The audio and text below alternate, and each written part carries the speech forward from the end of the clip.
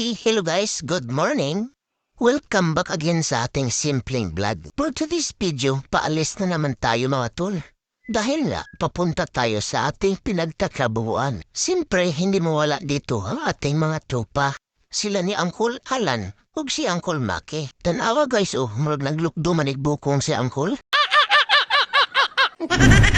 Siyempre, kararatingan natin galing sa bahay. Pero hindi nakatiis, binanatan agad yung mga niyog. Tingnan mo guys, si Uncle, grabe makaduot.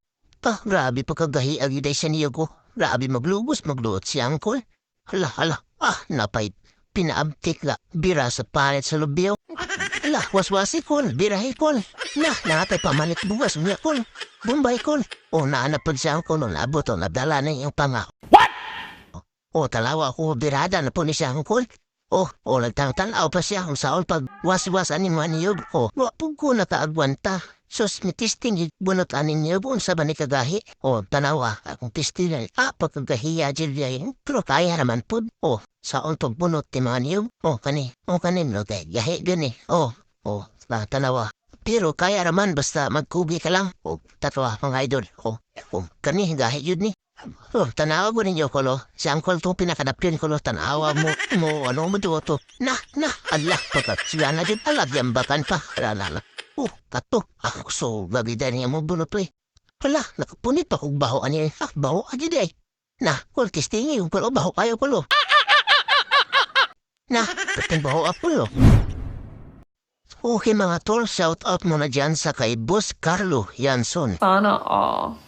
Kayo ba yung nagdadrive or namamasada? Baka kayo'y nagungtom. Huwag kalimutan pumunta dyan sa restaurant ni Boss Carlo Yanson. Beside Matt Hardware, located at Barangay Labaha, Libungan North, Cotabato. Shout out sa'yo dyan, idol. Maraming salamat sa lahat na suporta. Actually mga idol, ang pagbabalot ng iyong ay hindi to basta-basta. Kailangan to ng lakas. Tanawagod mga tulo katong pinakadaprin, tuloy asawaan na mga tulo. May nagwaswas ay mga bunot. Pagkapaita gining trabaho sa pobre mga angkol ni mga tulo, ni hanot yung bunot mga aton para sa pamilya. Pero pagkahapon mga tulo may hapit naman sa buktot. Tanawa ka niyo. Muna yun ako si Muha, tuloy asawa. Kung naning kamot yun.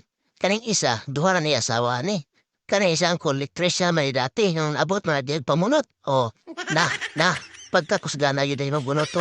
Tanawa ninyo mga tol, no? Iwas-was ka nagbunot. Mo na pinagpusog ng mamunta na yung mga tol. Iwas-was ta. Wala yun, way pawihuway.